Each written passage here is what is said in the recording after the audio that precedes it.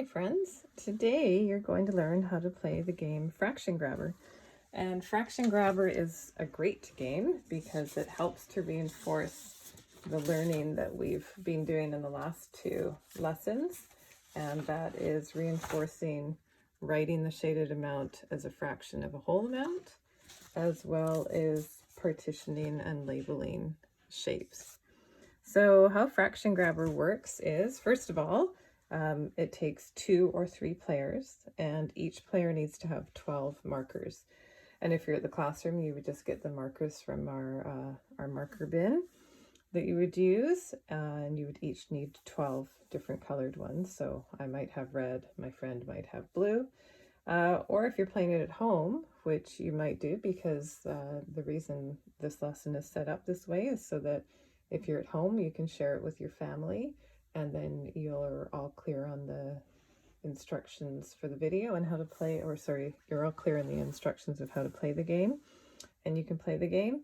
Or if it's in the classroom, you can view it before playing the game, and maybe even view it with the people that you're going to play the game with, so everybody's clear on the instruction and the rules of the game. So here I have 12 markers for 2 players. This is at home, so let's say I'm looking for 12 of something that's easy to use as a marker. So in this case, I've got 12 loonies, and the other player has 12 toonies. You could use beans, or you could use pieces of Lego, so long as each person is clear whose marker belongs to who. So you are asked to, can you grab a shape which? And there are 6 different options here, and those numbers correspond with the number of dots on the die. So if I roll a 1, corresponds to that 1. If I rolled a 2, that 2, and so on down to 6.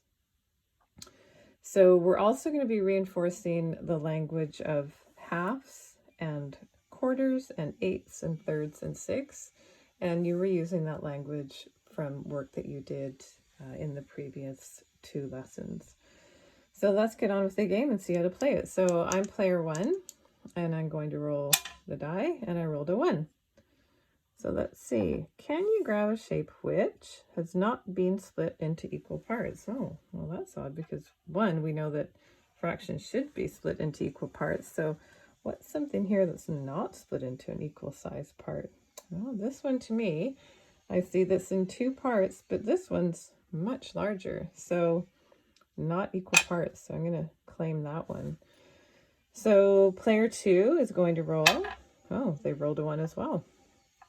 And they also now need to find, can you grab a shape which has not been split into equal sized parts?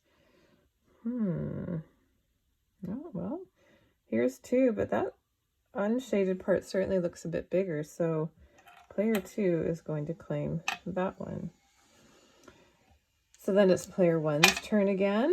Rolls a 2. So can you grab a shape which has been exactly half shaded? Well, this one looks like it's exactly half. 1 out of 2, or half. I'm going to claim that.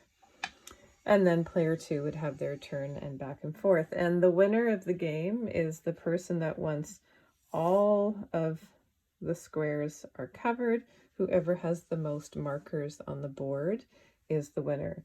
And you aren't able to put your marker on top of somebody else's marker. So let's say I was looking for a half, and I'm player 2. I can't put my marker on top of player 1.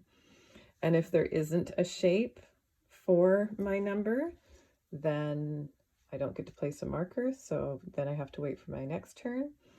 And let's say I pick incorrectly. So let's say player 2 was supposed to find, player 2 was supposed to find a shape that had been exactly half shaded, and player 2 went to put their marker on here. Well, player 1 and 2 would probably have a conversation to say, well, that's not half.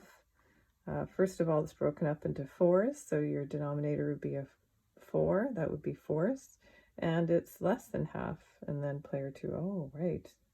So they would lose their turn, their marker would go back, and then player 1 would go back for their turn.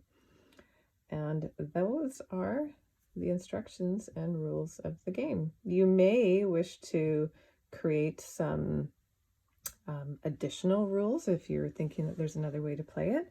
So, for example, maybe you play it so you each get 10 turns and that's it, or you play it only for 5 minutes, or you might come up with something else that's creative. But I would suggest that you make sure everybody who's playing it that with the new rules is okay with those rules. And if you're in the classroom and you have come up with a unique way to play it, please make sure you check in with me first prior to playing it that way. Hope you enjoy the game.